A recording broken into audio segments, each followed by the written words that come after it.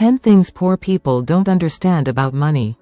In this video, you will learn 10 things that the poor get wrong about money. Most people, including you, misunderstand almost everything about money.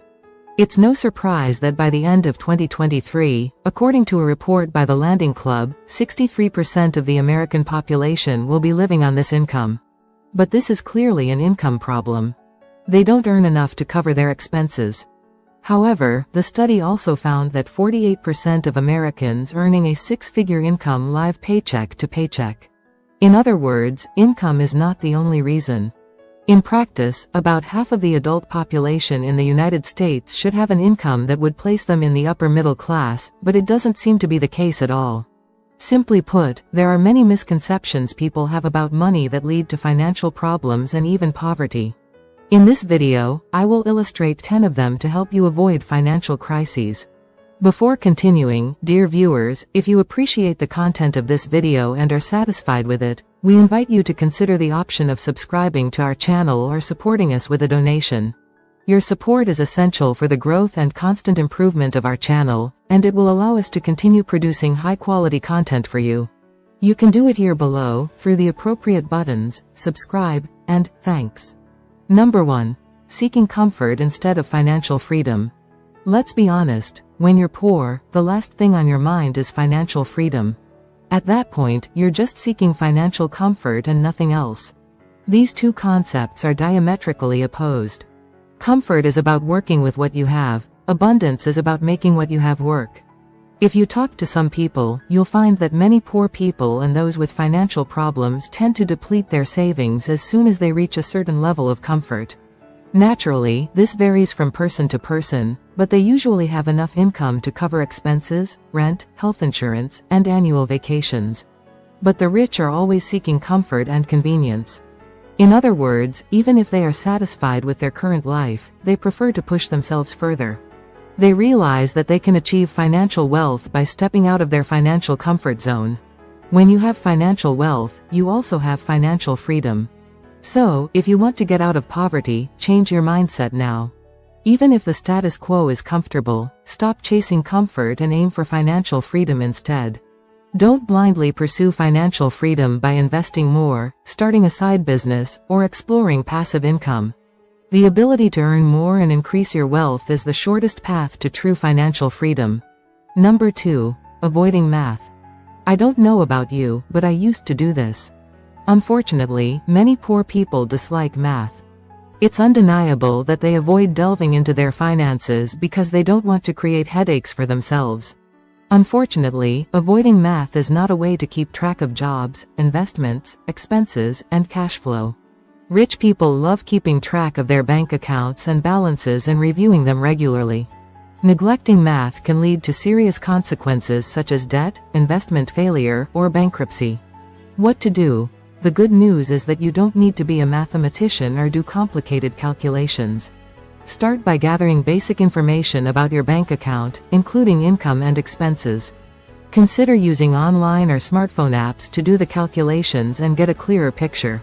Nothing too difficult, just subtractions and additions, sometimes multiplications and divisions.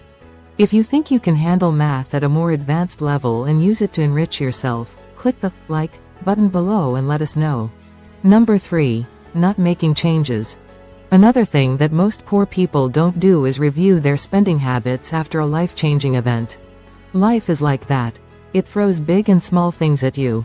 At these times, it's important to reassess your household finances as well. Maybe you've just separated from your spouse, who was the breadwinner. I don't think this is the time to change your spending. I mean, you no longer need to live in that expensive apartment, especially since it has a big impact on your income. This is just one example, but it makes the point. There are many life-changing events that can alter your spending habits if they have a financial impact. Number 4. Overspending. Think about spending and what comes to mind: $380 million for a $600 private jet, a closet full of Manolo Blahniks, or 4 luxury yachts worth $5 billion like the History Supreme. To be honest, these are only for the super rich, but the point is that the rich are more realistic than you might imagine. They are. They are very involved in investments, and if they need to buy something, they do so based on the current economic situation. How can they protect their wealth if they squander it all? The rich are good at taking care of their goals and their money.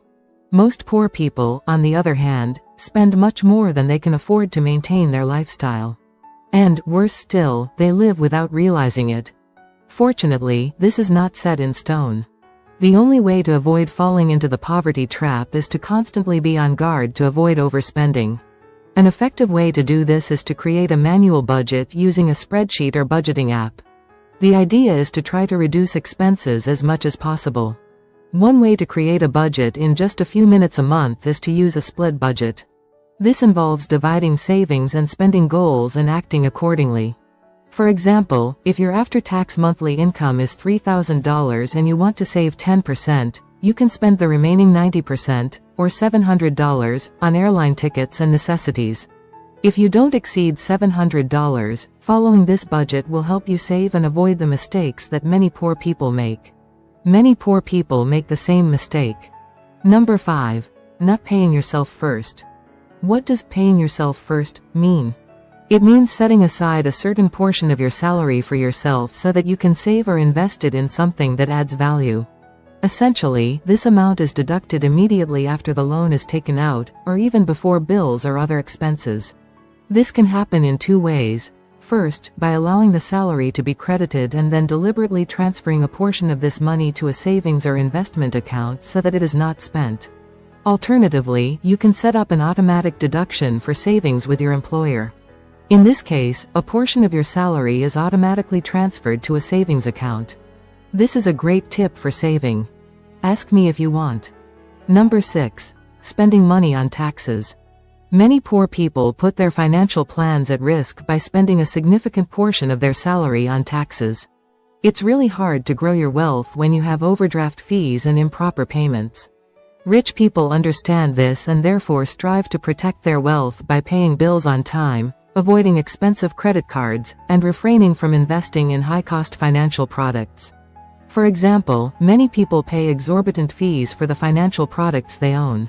If you invest $1,000 a month for 30 years, paying 2% each year, you will have given your financial advisor about $500,000. However, a passive index fund can yield a fraction of that cost. So be careful when it comes to fees. Number 7. Choosing price over value. This is a common mistake of the poor. Instead of spending $200 on good, durable shoes, the poor are willing to spend $50 on low-quality alternatives that will last only a few months. Or, instead of buying a new, efficient, and reliable car, they stick with an old, cheap car that requires repairs and maintenance. The idea is clear. There's nothing wrong with wanting to get the best deal, but it would be better to copy what the rich do. Usually, rich people compare the price of something with its long-term value. They understand that the cheapest option doesn't always equate to value. Number 8. Earning too little. As you said, earning too little is one of the things most people struggle with and ultimately make mistakes with their money. Saving and spending less can only go so far in building wealth. The reason is this. There is a limit to how much you can save, and you can't save more. The same goes for spending. Yes, it's the money you put into your account. You can always add more money to your account. So, why not do it and adopt a better approach to improving your household finances? The best thing is that you don't have to do anything serious or questionable to earn more. You can start a side business, look for a better paying job, start a second job, the options are endless. Find out what you can do to earn more. You should be able to earn at least $100. I think that's quite accessible for anyone watching this video. Number 9. Spending too much on housing. If you're spending too much on rent, you're doing everything wrong with your money. Spending too much on rents and mortgages is the basis of many of the poor's financial difficulties. Have you ever heard the term, house poor? This term refers to people who spend a large portion of their income on rents or mortgages. If you want to avoid living in poverty, try to keep your living costs below 30% of your income. We know that the cost of living is currently very high, so if you can't reach 30%, the best option is to downsize or try to increase your income as just described. Number 10. Not distinguishing between wants and needs. Another mistake the poor make with money is not distinguishing between wants and needs. They use the word need every time they make a purchase. If that's the case, they should stop. The next time you go shopping, ask yourself if you really need something. If you say you need everything, you assume you have to spend money, but do you need that new car or that new iPhone, or do you just want it? One way to distinguish between wants and needs is to take a spending challenge. For 1 month, eliminate all expenses except for food, housing, and utilities.